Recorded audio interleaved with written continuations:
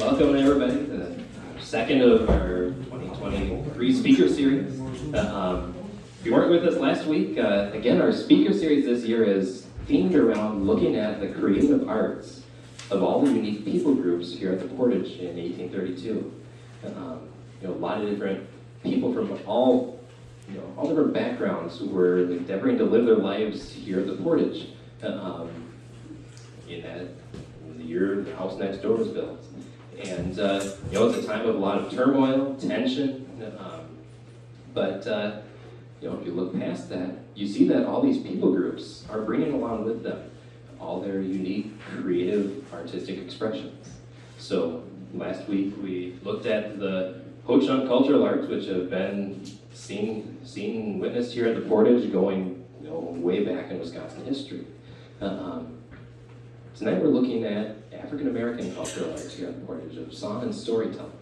And I guess to make a little explanation of this topic in particular, at Fort Winnebago and at the agency house, you had military officers, government officials coming from all corners of the United States.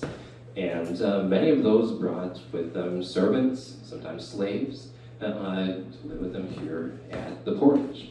The Kinseys, living in this house next door, had an African-American servant named Louisa. They also later on had an indentured servant who had been a slave in Kentucky, who came up to live here. His name was Harry. Harry was 11 years old. Louisa was in her mid-teens. And kind of the idea for tonight's talk came from looking at Juliet Kinsey's memoir, where she talks a bit about Louisa.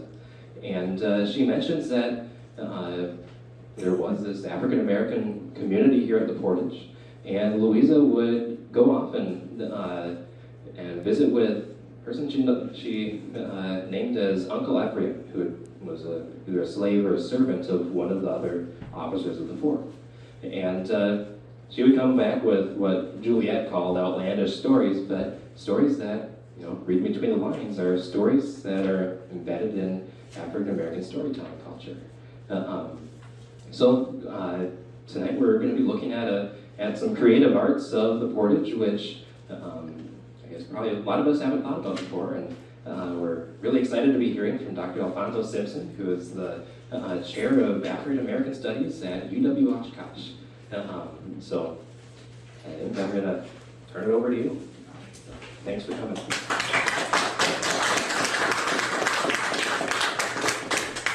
I told Adam that I don't necessarily need a microphone loud enough. My wife tells me all the time, "You're so loud." So, so I'm gonna, and if you don't mind, I'm just gonna be myself, okay? Because that's the only person I know how to be. All right. So I first of all, I'd like to just say hello and welcome. Thank you for having me. And as Adam said, I am Dr. Alphonso Simpson Jr. And I am so excited to be here with you today. It is quite an honor to be asked to share with you all. And I always like to start off by affirming that today is a good day.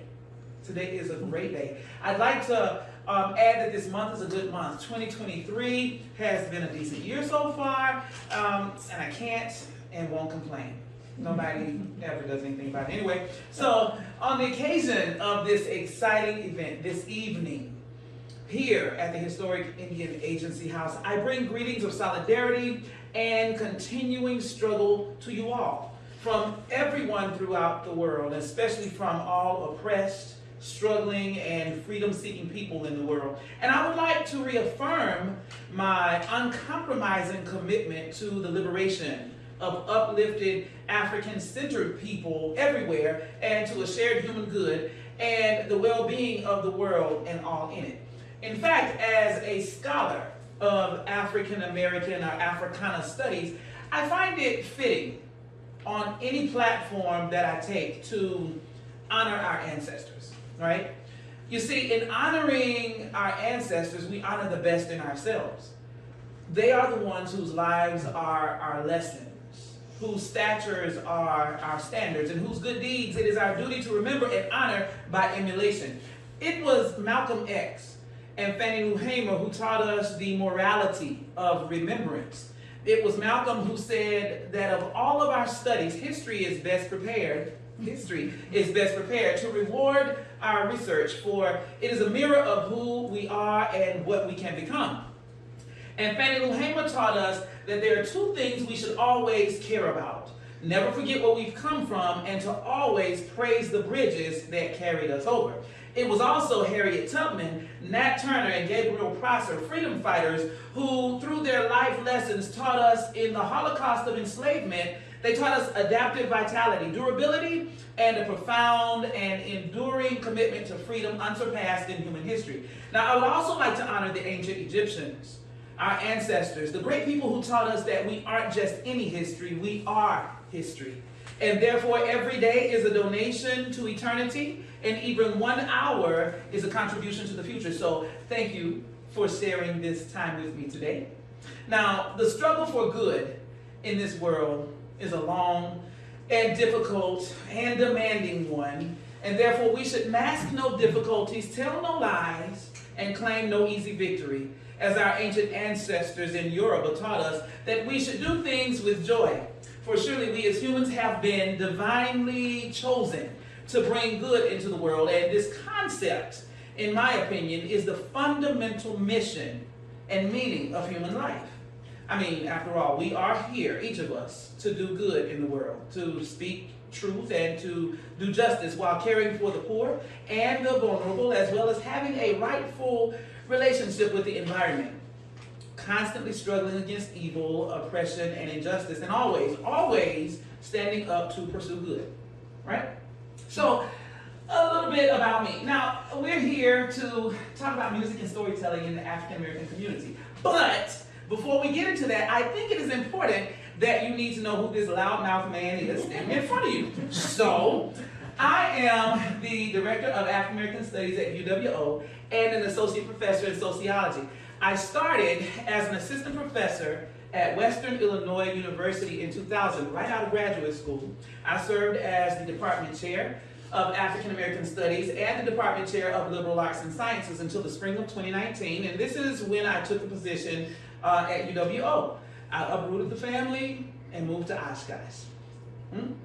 I got my bachelor's degree in music education from Alabama State University in Montgomery, Alabama, and the best thing about my education is that I got a chance to progress all the way through. I went to Mizzou, got my master's degree in curriculum and instruction at the University of Missouri-Columbia, and then I got to the University of Wyoming, where the best thing that happened to me there was, outside of getting my PhD, was meeting my beautiful wife, Renee, who's here with me tonight. So, I am from Alabama. I'm from Andalusia, Alabama, and yep, we're those kind of people that speak to everybody, say, hey, y'all. So, you'll hear the Alabama come out of me every now and then when I get excited and start talking about stuff, and I say y'all a lot.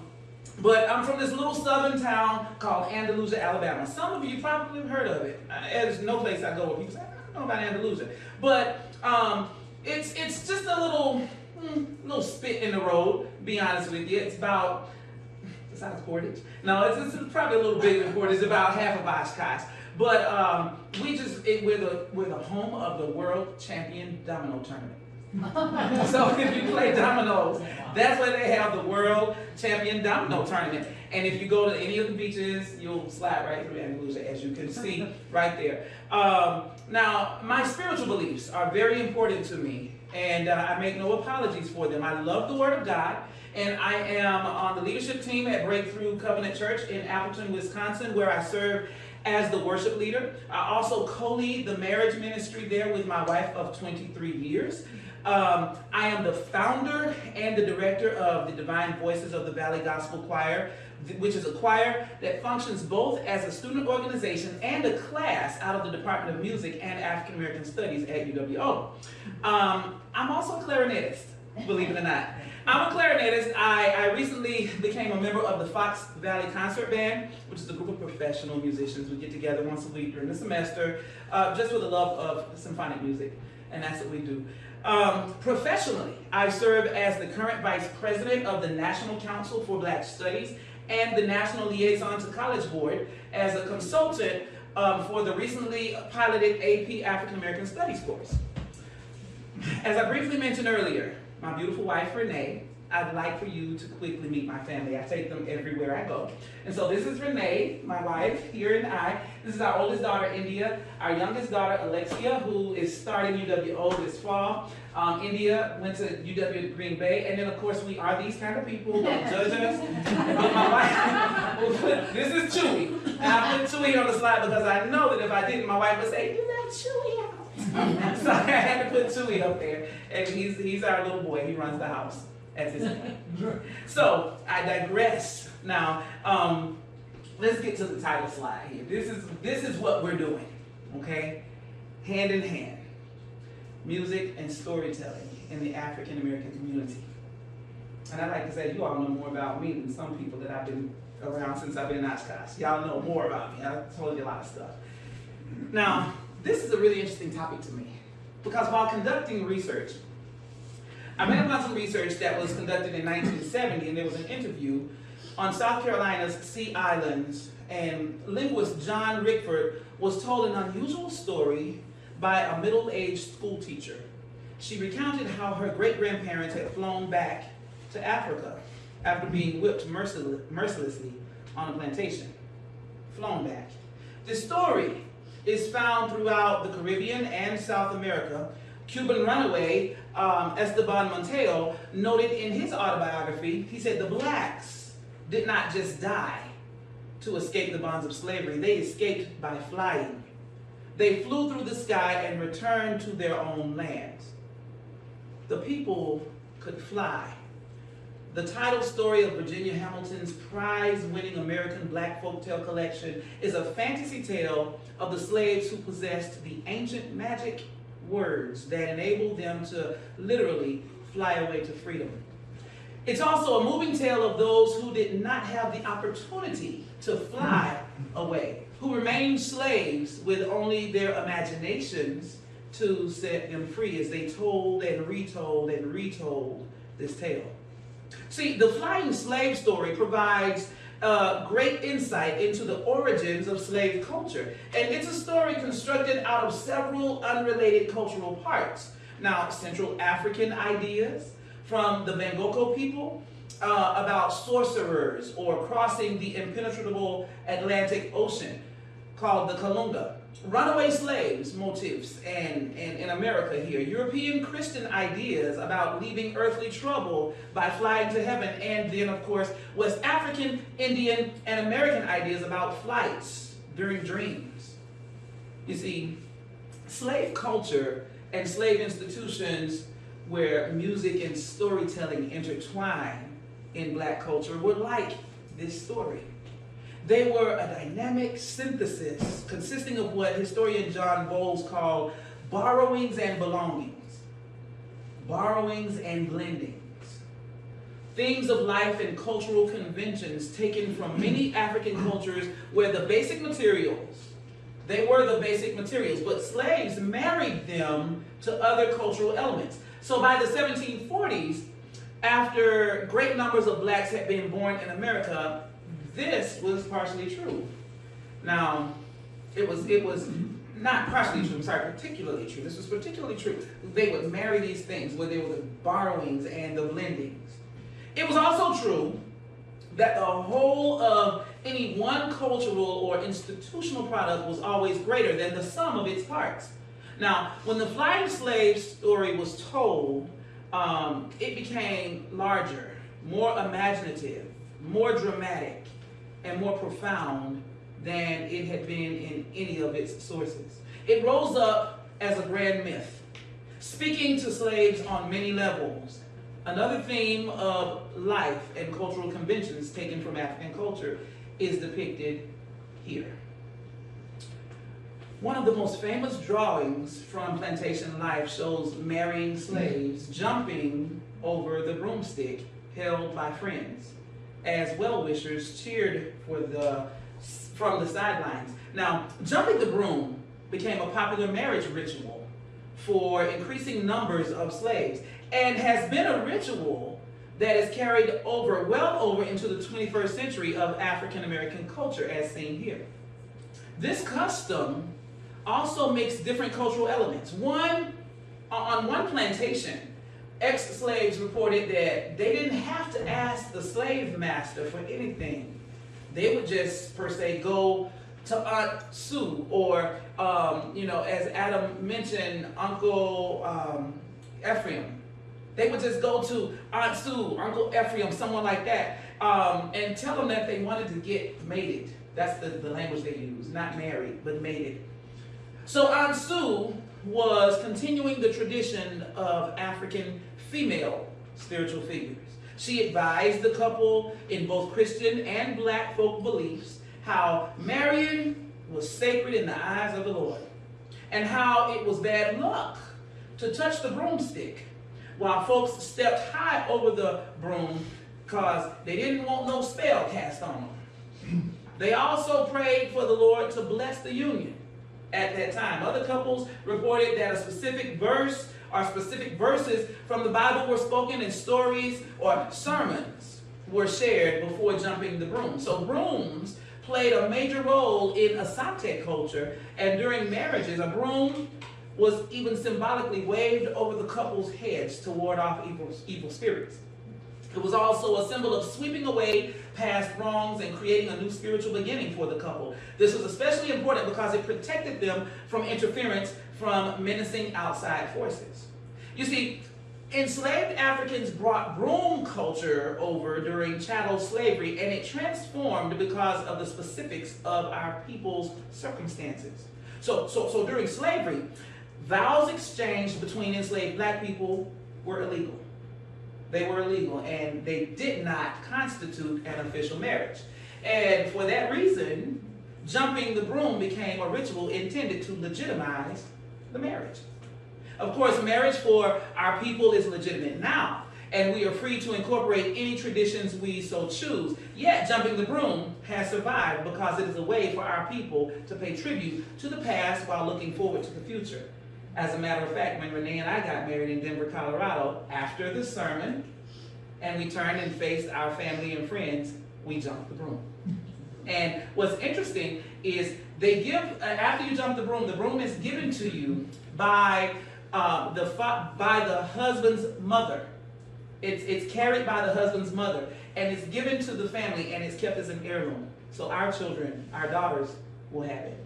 One of our daughters will have it, and it'll pass down.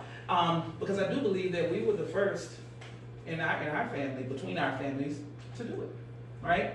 And so it's really interesting how these things work. Now, cultural blending, as I mentioned, also appeared in black slave traditions far from the plantations, such as in the funerals of New England towns. Blacks had absorbed the Christian idea of entering heaven after death. In Africa, the dead were also considered travelers who had to be provided comforts for the next world. Thus, slaves would put liquor, little gifts, and keepsakes in their friends' graves. A woman, when I was doing my research, by the name of Jen Cole, who fully expected at death to be transported back to Guinea, collected treasures to take back to her motherland. She collected, before death, colored rags, bits of finery, peculiar shaped stones, shells, buttons, beads, anything that she could string. And she took those things with her. When she died, those things were placed in her coffin. And as in Africa, music, dancing, and singing accompanied the corpse's procession to the grave. Music, singing, and dancing. To New Englanders now, black people did not seem to express so much sorrow, but rather merriment, which New Englanders felt the deceased didn't like, but Africans felt that the deceased did like, right? This merriment was too much for the New England towns that eventually passed laws regulating these processions. They did. They passed laws and said, you all can't do that anymore, it's too much. So the synthetic power of the black slave imagination was most visible in the multitude of stories and legends that slaves then began to speak into existence. Black slave culture and institutions came into being through the work of versatile cultural makers, or culture makers. For them, there was meaning and joy in making cultural products, and even greater joy in sharing them with their brothers and sisters. No other slave group No other slave group in this world has left such an impressive and all-encompassing public culture. A public culture. For this reason, Toni Cade Bambara in her book Broken Field Running, which was written in 1974, and Toni Morrison in her book written in 1977, Song of Solomon, reached all the way back to use the African flag myth. And you may ask, well, where does the intersection of music happen in this storytelling? Well, I'm glad you asked. It started with what we call the Negro spiritual, what we all are familiar with. And in doing some research, I ran across a recording. In 1990, at the peak of their reputations, opera divas Kathleen Battle and Jessie Norman put on a special performance of spirituals at New York City's Carnegie Hall. They were singing the songs that were once called cabin songs or plantation songs. Resplendently gowned, the two sopranos, each different in vocal and dramatic style, alternated between singing together and separately, sometimes even competing with each other. It was a virtuoso performance, moving from the enthralling utopian, "Oh, what a beautiful city," to the gently questioning, "Lord, how come me here?" to the tiny gem, "He's got the whole world in his hands." Jessie Norman's rendition of "Ride On, King Jesus" was particularly affecting, reminding the audience of the spiritual's profundity. Her powerful singing brought out the song's rebuke to earth and time-bound kings, such as plantation masters. You see, King Jesus was the timeless monarch of the slave world, right?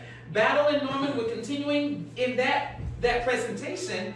They were continuing the tradition of great Black American classical singers who have been devotees of the spiritual. Four of them are best known. Roland Hayes, who lived from 1887 to 1977.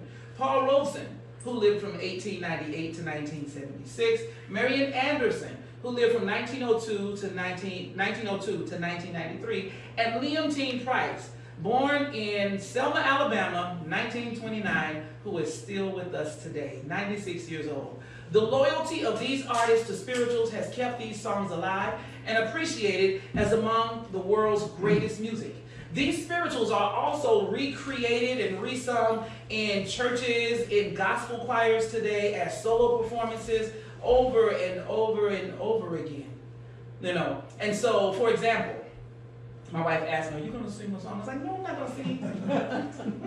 For example, sometimes I feel like a motherless child. Sometimes I feel like a motherless child.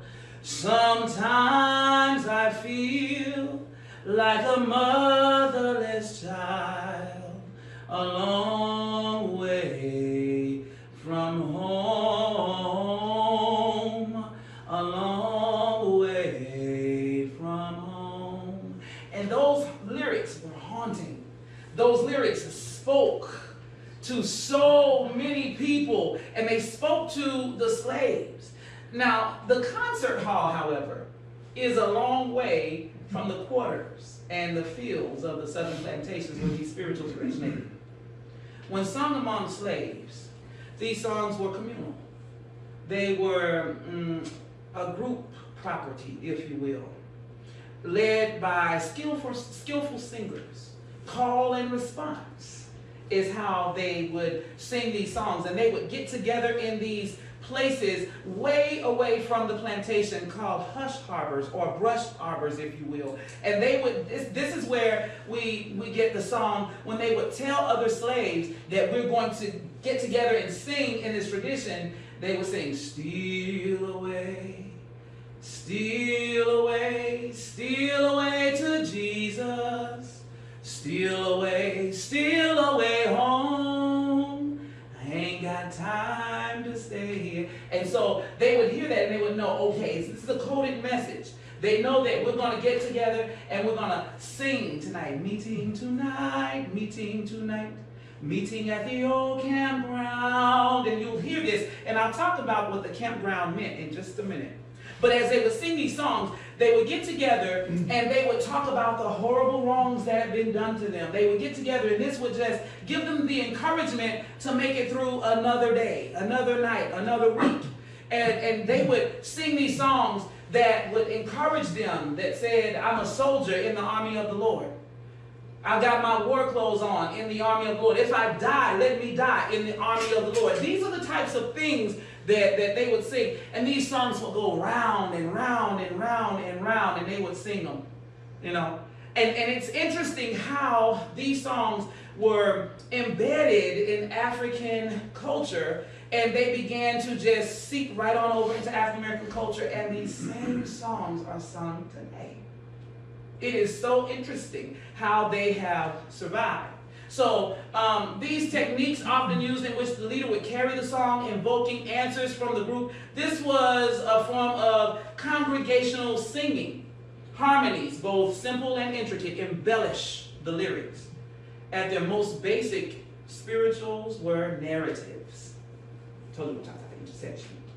Spirituals were narratives, a form of storytelling, if you will. Negro spirituals are true folk songs of the American experience, yet in a very unique way. Now, most folk songs of other cultures and other societies have been primarily secular. You know, I'm thinking of one. I don't really know all of the words, but if I hum the tune, you'll know the words. I do know some words that go to it, but it's in black culture, it's been turned into a hymn. And it is a hymn song. And it goes, this is the way I learned it. Amazing grace shall always be my song of praise. It's a narrative, it's a story. For it was grace that brought my liberty. I do not know just how he came to love me so. He looked beyond my faults and saw my needs. I shall forever lift mine eyes to Calvary, to view the cross where Jesus died for me. How marvelous that grace that caught my falling soul. He looked beyond my faults and saw my needs. Now, what is that hymn? What is it?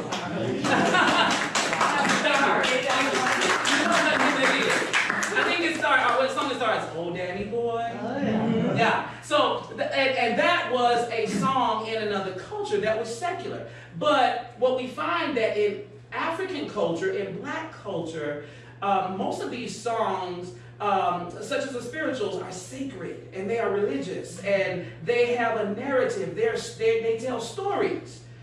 Just as I said, I don't know just how he came to love me so, but he looked beyond my thoughts and saw my needs, you know? And that's a story, I remember hearing my mama sing it, you know? Now, my mother, my mama, I remember hearing my mama sing it, still sings it, you know? My aunties, and, you know, it's a song, it's a traditional song in our home church in Alabama.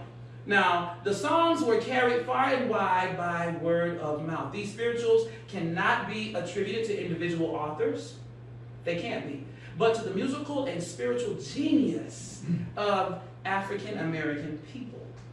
They were carried, like I said, far and wide by word of mouth from generation to generation, often being expanded through the years.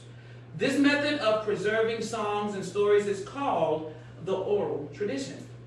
It was through the oral tradition that Africa's ancient history, culture, and religion were preserved. It was natural then that the earliest African Americans would preserve the spiritual in the same way. For more than a century, this nation's sacred and popular music has been branching off the new musical road laid down by folk spiritual song form. You can hear how gospel music is rooted in it, and how choral musical styles are indebted to it. You can see how blues, country, rock, soul, rhythm and blues, and jazz all borrow from its character and its feeling, its ethos, its intricate rhythmic patterns, rich harmonies, black vernacular, vocal techniques, and performance styles. Now, often, their storyline was advanced by succinct, powerful images. For instance, in the spiritual, "My Lord, what a morning." The words promise a morning where you'll hear the trumpet sound to wake the nations underground. These few words communicated images of a new day, a blasting trumpet, and underground people waking up, and the newly aroused nations. All of these images spoke to the slave's condition. Another song that spoke to the slave's condition was "Swing Low, Sweet Chariot." Most of us know "Swing Low, Sweet Chariot." But what a lot of people don't know is this was a song that also had a coded message. Many of these songs had coded messages. "Wade in the Water" is another that had a coded message. But "Swing Low, Sweet Chariot," let's talk about it real quickly. "Swing Low, Sweet Chariot" goes, "Swing low, sweet chariot, coming for to carry me home. Swing low, sweet chariot, coming for to carry me home." And so old docile Joe is out there and he's plowing and he's singing, "Swing low, sweet chariot." Someone will catch it because they've been in these brush harbors, these hush harbors, and they know what they're talking about. Someone will pick up and say, "Coming for to carry me home." And then they'll just start, "Swing low, sweet chariot, coming for to carry me home." And they're not talking about, contrary to the belief of the master, that they're wishing for the chariot from heaven to come down and just take them on up to heaven because it's just a tedious life. That's what most people believe, you know. But what they were referencing, they were talking about the Big Dipper. Because on the coldest nights of the winter in the South, the winter solstice, the Big Dipper would be closest to the ground, and the rivers would freeze. And then when they would say, "Swing low, sweet chariot," they were telling other slaves that the Big Dipper is getting lower to the ground and is coming for to carry me home. Home where? On the other side of the Ohio River.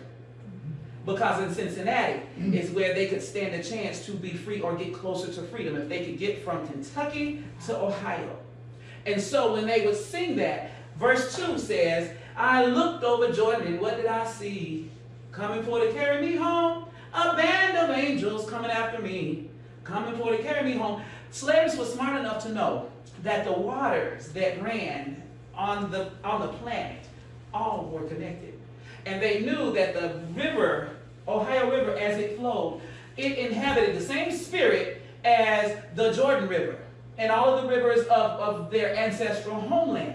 And they knew that they would look on the other side of that river, and they were taught as they were Christianized, which is a whole different lecture, because I got a whole lecture on that. But they were taught as they were Christianized that angels were white. And because angels were white, they dressed in white, they were white, and angels were good, which was the notion that slaves had, that white people were good people, right? The angels, the ones, those on the other side of because there were several white people in Cincinnati who were hiding slaves and helping them. They were a part of the abolitionist era, the Underground Railroad. And so that song, "Swing Low, Sweet Chariot," is loaded with coded message. As the third verse says, "If you get there before I do, coming for to carry me home, tell all my friends I'm coming too. Coming for to carry me home," because they couldn't all go at the same time.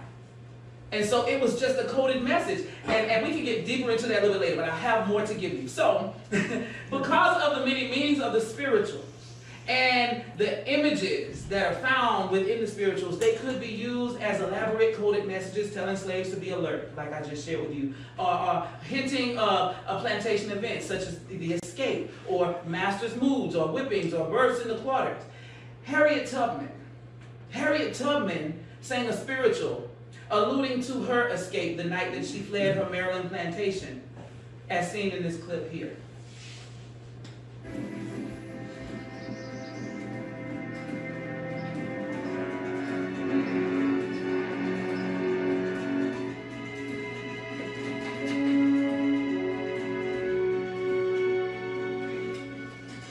That's her mother. I'm gonna leave you.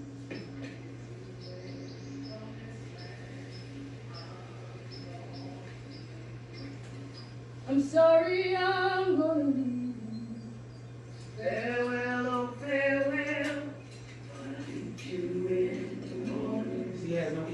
identity.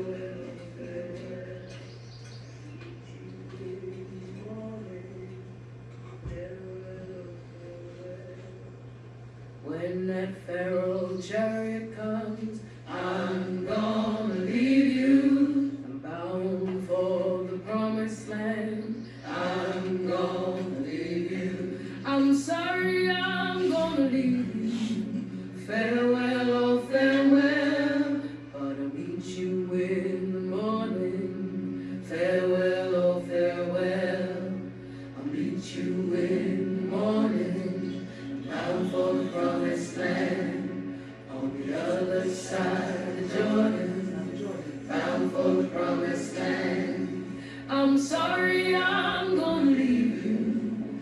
Farewell, oh farewell, but I'll meet you in the morning. Farewell, oh farewell, oh, I'll meet you in the morning. Farewell, oh farewell, oh, I'll meet you in the morning.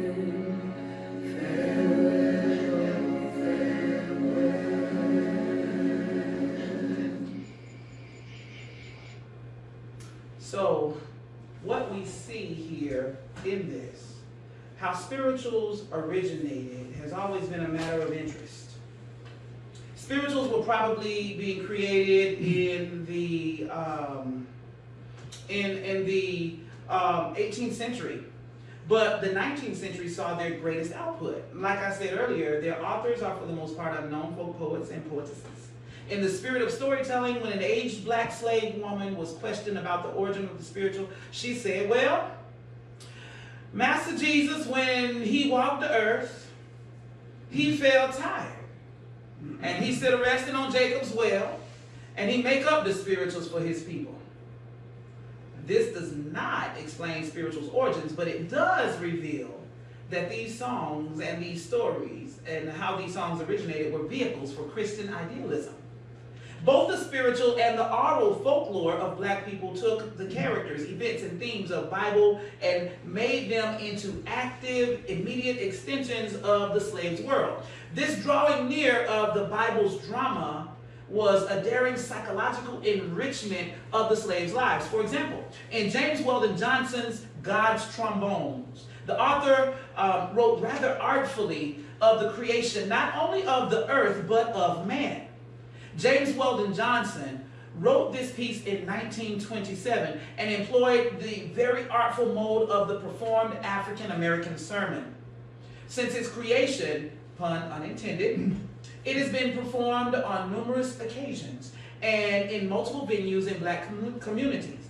Here is a very creative rendition performed in a more contemporary oratorical style called spoken word, which I know we won't have time for today, but it too is a very popular facet of storytelling that sprang forth out of the black arts movement of the 1960s. So this is a spoken word rendition of James Weldon Johnson's God's Trombone. And I'd like for you to listen to how artfully it is mastered and put together. No words have been added or taken away, but it's taught.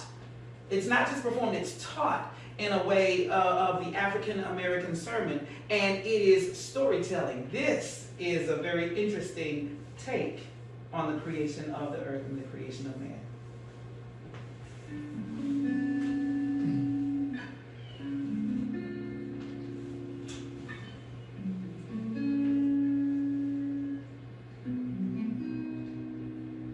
If you feel insignificant, you better think again. Better wake up because you're part of something way bigger. You're part of something way bigger. Not just a speck in the universe, not just some words in the Bible verse, but you are the living word. You're part of something way bigger. You're part of something way bigger. And God stepped out on space. And he looked around and said, I'm lonely, I'll make me a world. And as far as the eye of God could see, darkness covered everything. Blacker than 100 midnights down in the cypress swamp, and then God smiled and the light broke and the darkness rolled up on one side and the light stood shining in the other, and God said, that's good. Then God took the light into his hands and he rolled the light around in his hands until he made the sun, and he set the sun blazing in the heavens. And the light that was left from making the sun, God gathered up into a shining ball and flung against the darkness, spangling the night with the moon and the stars. Then down between the darkness and the light, God hurled the world, and he said, that's good. Then God himself stepped down. The sun was on his right hand, the moon was on his left, the stars were clustered above his head, and the earth was under his feet, and he began to walk, and where he trod, his footsteps hollowed valleys out and bulged mountains up. And then God stopped, and he looked, and he saw that the earth was hot and barren. So he stepped over to the edge of the world, and he spat out the seven seas. He batted his eyes, and lightning flashed. He clapped his hands, and thunders rolled, and the waters of the earth came down. The cooling waters of the earth came down. The green grass sprouted. The little red flower blossomed. The pine tree pointed his finger to the sky. The oak tree spread out its arms. The lakes cuddled down in the hollows of the ground. The rivers ran down to the sea. And then God smiled again, and a rainbow appeared and curled itself around God's shoulder. And God waved his arm and waved his hand over the sea and over the land. And quicker than God could drop his hands, fish and fowls and beasts and birds swam the rivers and the seas, roamed the forests and the woods, split the air with their wings. And God began to walk around looking on all he made. He looked at his sun. He looked at his moon. He looked at his little stars. He looked at his world with all its living things, and he said to himself, I'm lonely still. So he sat down on the side of a hill where he could think. By a deep, wide river knelt he down, and with his hand to his head, he thought, and he thought, till he thought, I'll make me a man. And up from the bed of the river, God scooped the clay, and there the great God Almighty, who lit the sun and fixed in the sky, who flung the stars into the most far corner of the night, who rounded the earth in the middle of his hands, this same God, like a mammy bending over her baby, toiling in a lump of clay, until he shaped it into his image. And into it he blew the breath of life. And man became a living soul, and I became a living soul. If you feel insignificant, you better think again. Better wake up, because you're part of something way bigger. You'll never lose realness. Bigger than you, bigger than we, bigger than the picture they framed us to see. But now we see it. Oh, you're part of something way bigger.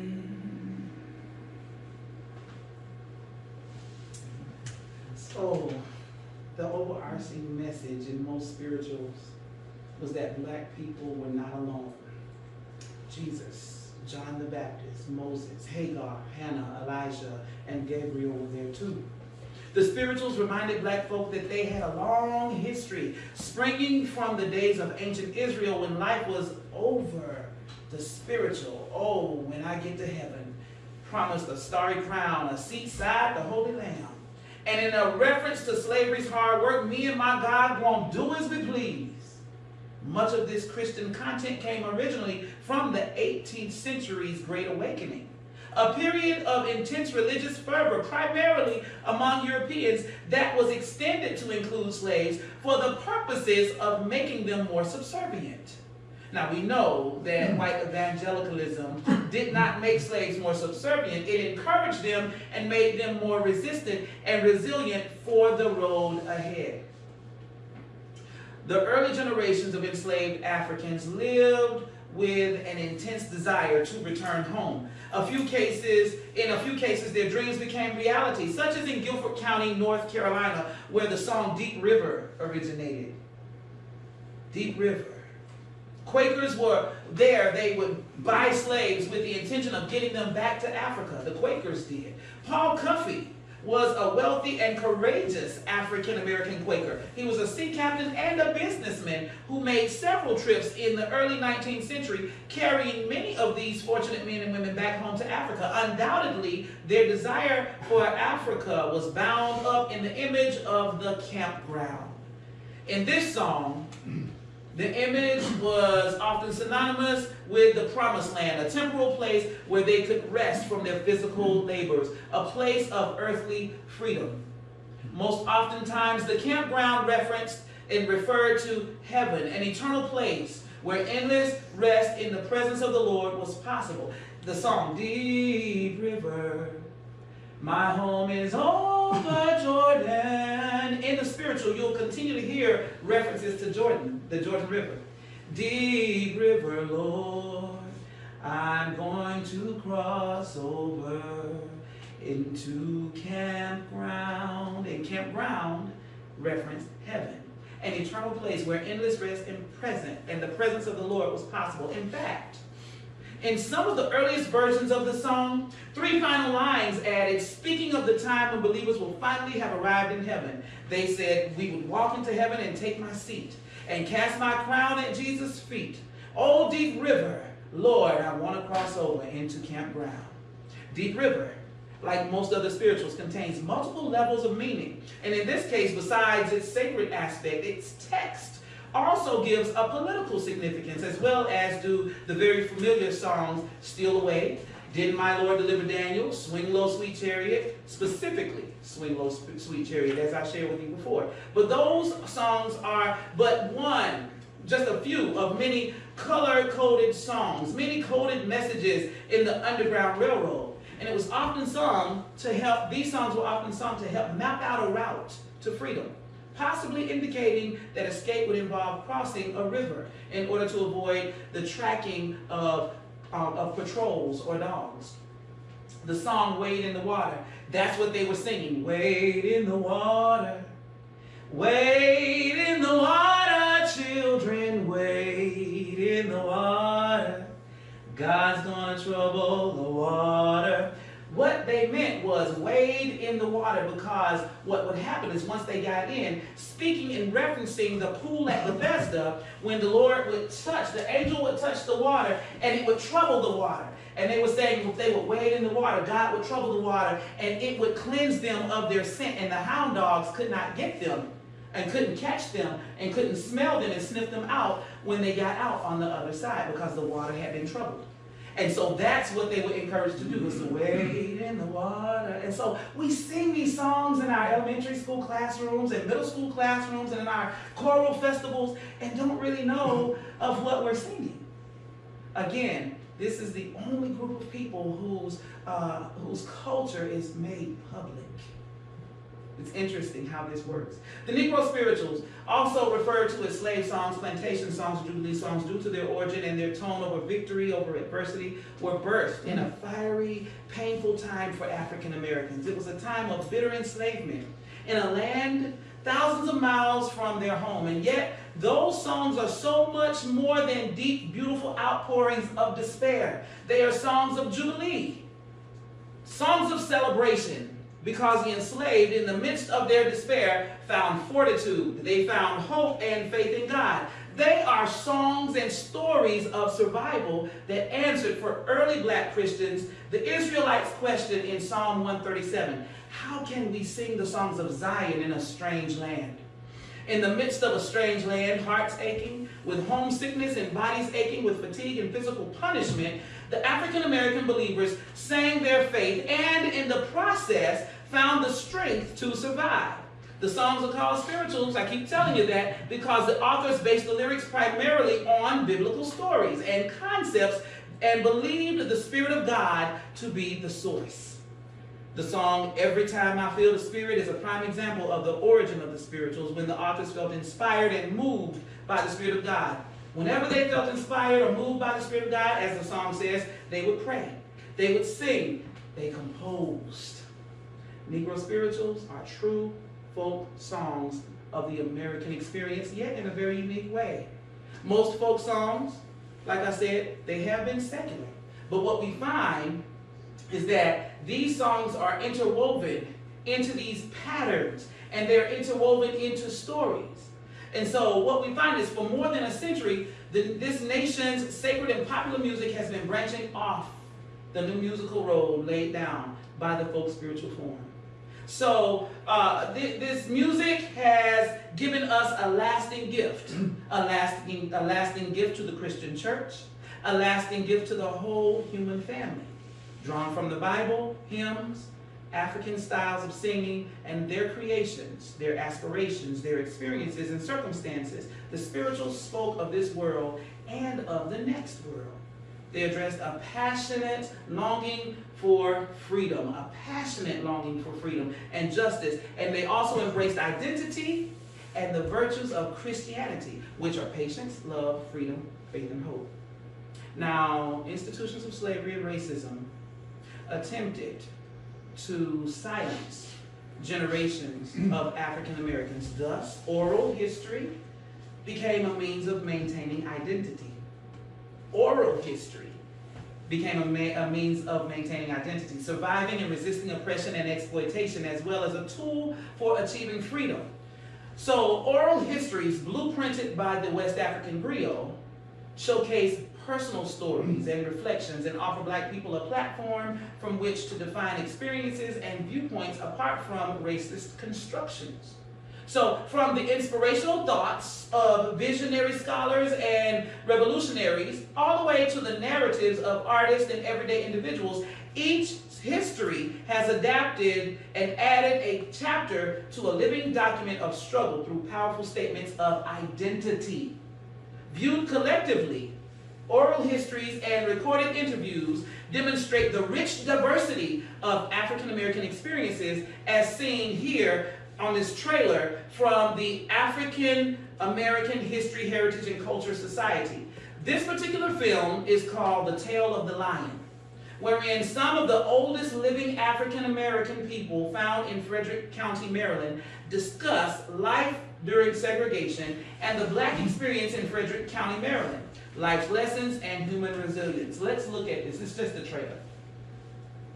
When Martin Luther King died, the police department and a few other citizens would meet on Sunday to discuss what they could do, to keep the city from erupting. That's the best way I can put it. And it seemed to work.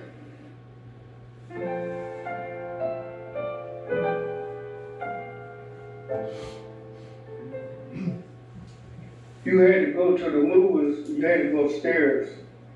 The All Blacks went upstairs. And Fred County said, why teach a Black to lay brick or be a plumber or a tinsmith, anything? They're not going to harm in Freddie County. They had to say they have to go out of Freddie County to get a job doing those labors, So that's why they didn't have it in black schools. I went to Farmers Mechanic Bank and asked for, one time I wanted to build a house. They said, this is in 55 now. We do not build houses for Blacks. Be yourself, and you won't go, and you will not go wrong. I know I won't. Like evening sun is sinking low, a few more days and I must go.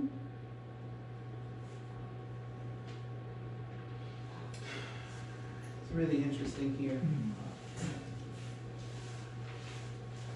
Until the lion tells his side of the story, the hunt of the tale of the hunt, will always glorify the hunter. Until the lion tells his side of the story of the hunt, the tale of the hunt will always glorify the hunter. I absolutely love this proverb by Chinua Achebe because it demonstrates the power and the necessity of living oral histories in the Black community. As I was doing this research, I was just telling my wife on the way here, I was so frustrated because before my grandfather passed, the last time he was visiting us in Alabama, I sat down with one of these things and asked him, Granddaddy, tell me about your life, your boyhood. And he sat down and he just went through everything. And it's in the cloud somewhere. I can't find it. But I was so frustrated because I wanted to share that with you. But I know I have it somewhere. But it's a living history, right? So to go along with this, that shows the necessity and the power of this. We're gonna look at one more clip. in just a minute, during that's on a show that we are all familiar with, CBS, The Morning Show, during Black History Month, about the legacy of storytelling, right? I want us to look at this really quickly because this just kind of brings it all to the fore for us. And so you'll see that I'm not just some basket cases up here talking about it, because when it's on The Morning Show, it is bona fide. So let's pay attention to The this. legacy of storytelling in the African American Black community is rich and it's historic. This morning, in recognition of Black History Month, we hear from leading voices about the impact of stories through history, as well as their personal experiences that inspired them. They include civil rights icon and Congressman John Lewis, writer and director Dee Reese, actor Jesse Williams, writer Jacqueline Woodson, writer Jason Reynolds, and actress and dancer Debbie Allen. I think the first time I realized I was Black and that it meant something was hearing James Brown say it loud, I'm Black and I'm proud.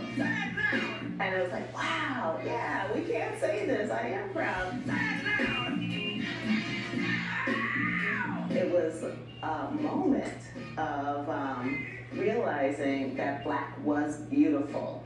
And having come from the South and coming from a Jim Crow South into that moment, it was everything. I saw the sign that said white men, colored men, white women, colored women. My skin is black. I knew that I was different. We have to tell the story. We have to make it plain so people can feel it, so people can be inspired. My hair is woolly. There were always barriers and, glass ceilings and wooden and iron doors to get through. You can't get caught up in the madness of hate and anger. You won't get there. The creative spirit has to live in a place of joy and light, not darkness. Think about the fact that I get to be a writer born from a lineage of people who were not supposed to read. Like, how could I not be overcome with joy and overcome with pride? Was it legal for us to read and write in this country for quite a while, for centuries in fact, and punishable by death and far worse. So we had to be creative and figure out ways to communicate and survive, and if you're lucky, thrive and have moments of fleeting joy and pleasure and expression. It is part of the tradition coming all the way back from Africa. The griot was the one that kept the history, the storytellers. Without storytelling, the civil rights movement would have been like a bird without wings. We understood it because we were seeing Black men lynched and hung from trees and people water hosed down and dogs, and for a young person that kind of violence coming to you from the authority, that was terrorism. The civil rights movement was powerful and it made you feel empowered that you stood up and that you weren't afraid. I think that what stories actually do is they fortify that which is the culture. The more stories that we have about us, the more that we share them with ourselves and with the world at large, I believe the more emboldened we are as a people. We've been doing this for hundreds of years, so this is just using kind of like the new kind of accessibility, using the new venues to keep telling the kind of stories that we've always been telling. It's important to me to find ways to allow others the opportunity to discover the humanity and the necessity, sadly, for full citizenship for Black and brown folks in this country. And a tool to do that, a tool that I can utilize to do that is storytelling. My coming to writing was both an act of resistance because how dare me not be on the pages, and a desire to not have my experience of spending many years not seeing myself on the pages happen for another young person. I grew up as Spider-Man, Batman, and you had to kind of like find somebody to like identify with, and it required more imagination in a way because then you could relate to qualities versus kind of like physicality. Whereas like when I have kids, they'll always have Black Panther.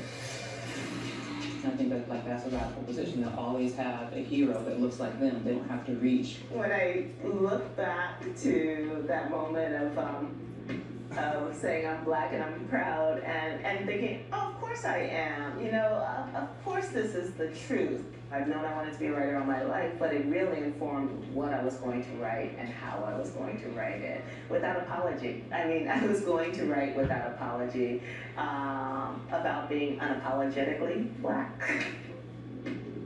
Listen to what they say. Genetically Black. I think it's so important to know your history and tell your story. That's why I think it's great that we did this.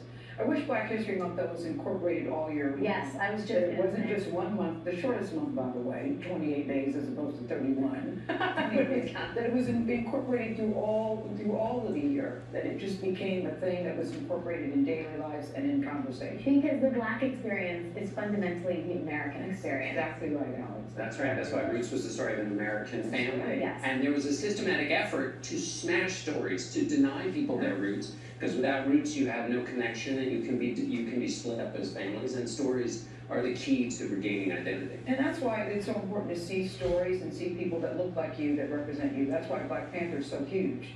So we can look forward to Black Panther number 32. Yes. I'll buy tickets to all the sequels. Yeah. It's a very important conversation. That was great.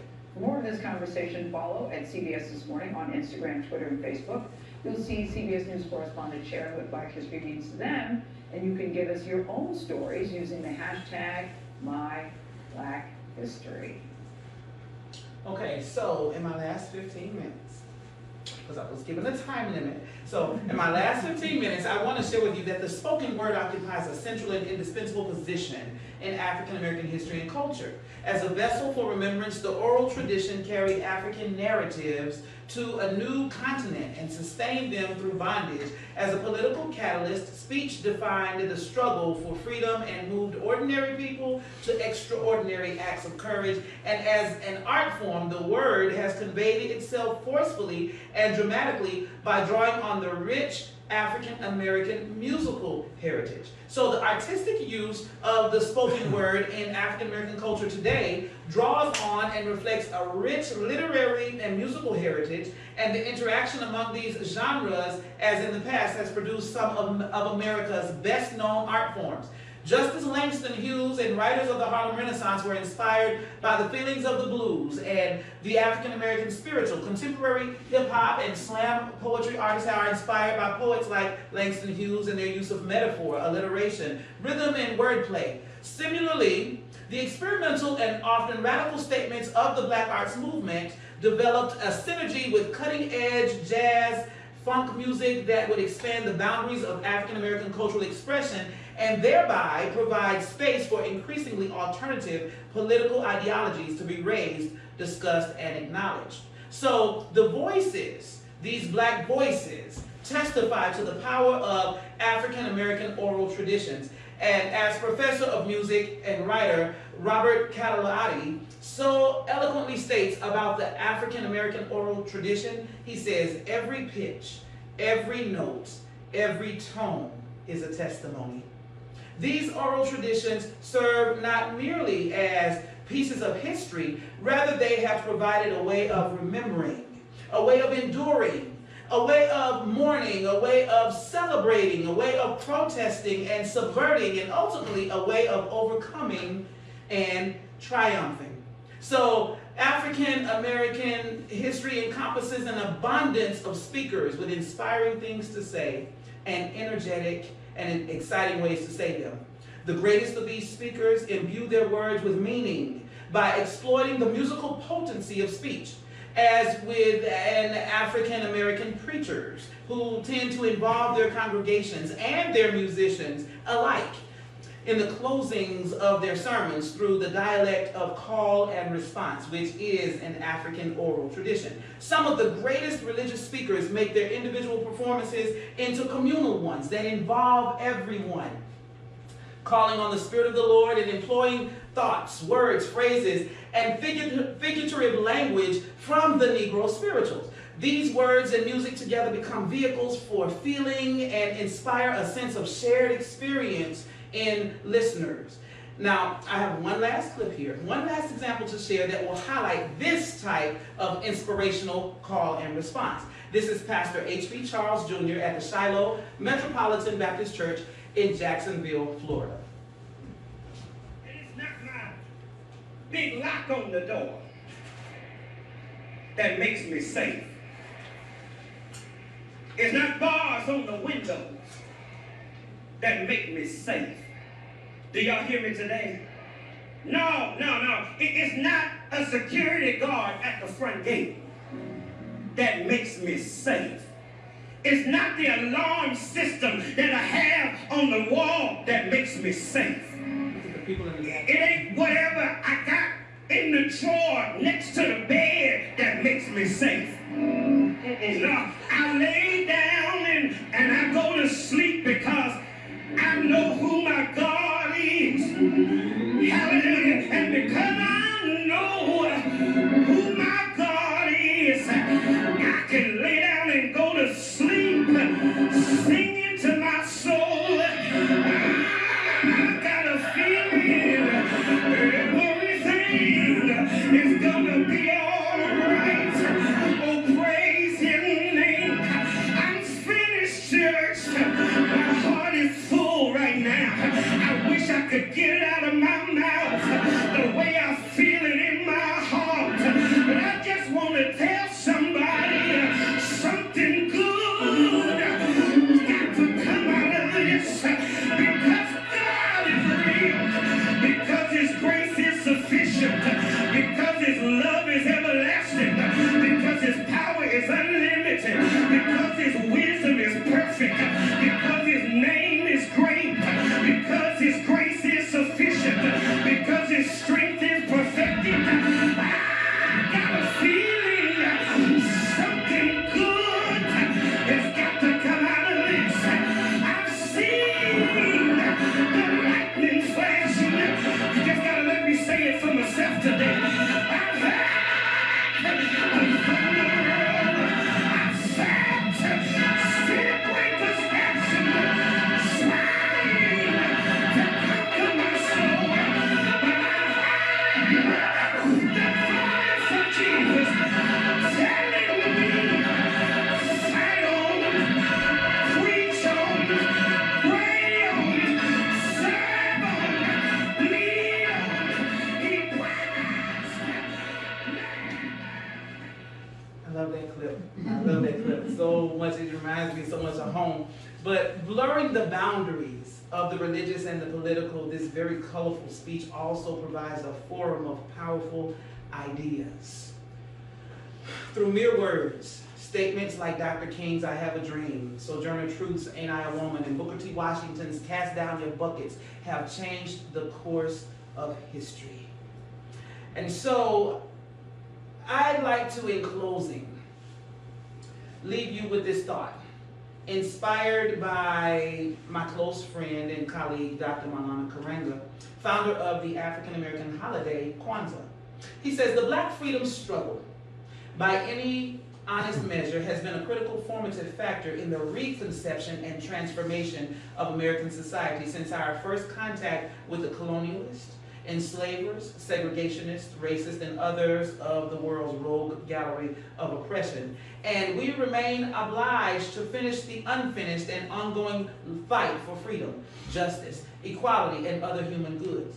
It is our legacy, as Dr. King tells us, Dr. Martin Luther King Jr. tells us, this is our challenge and overwhelming responsibility, and the resistance, the repair, the restoration, renewal, and remaking of this world is not the saving of the soul of America, but saving, securing, freeing, and uplifting the people of America as a moral imperative, a material necessity, and a central political goal. Likewise, we are to honor the ancient African moral imperative, which was to bear witness to truth and to set the scales of justice in their proper place, especially among the voiceless and devalued, the disempowered, degraded, and downtrodden, not only in society, but also in the world. So let us today and every day, not just participate in gatherings like this in a passive manner because we may feel as though we don't have the cultural authority to do so.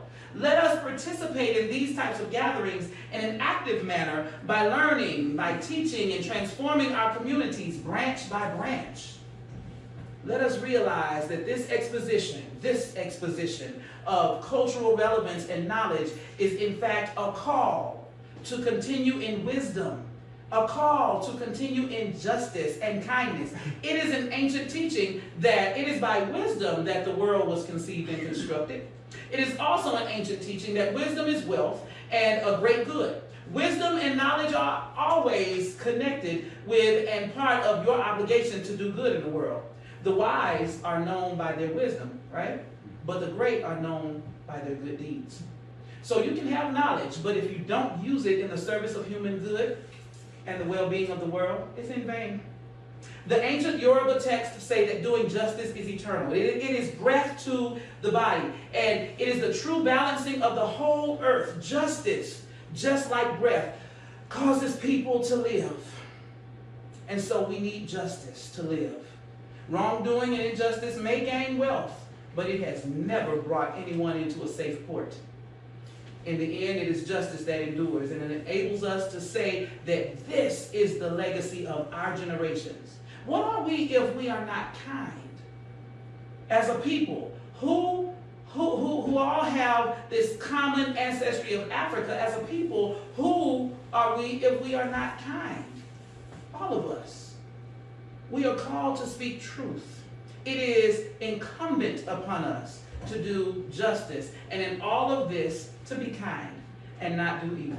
For those who are righteous and kind are favored by the divine, and so we try always to be kind no matter what else we are doing, even in our scholarship and in the way we relate to other people all over the world. So I say to you, practice the virtue of kindness today, because if you do good to others, you will always find family and friends around you. Doing good is not difficult. In fact, just speaking good is a monument to those, or for those who do it. For those who do good for others are also doing it for themselves. Why? Because they are building the mark of unity that they want and deserve to live in. The good we do is never lost. The good we do is for us and others. When we do it in love and in kindness, we actually build the world we want and desire to live in, which is a loving and kind world. So thank you again for sharing this sacred time with me today. I am Dr. Alphonso Simpson, Jr. My contact information is here on the screen. And to each and every one of you, I bid you an intentional good evening. Thank you.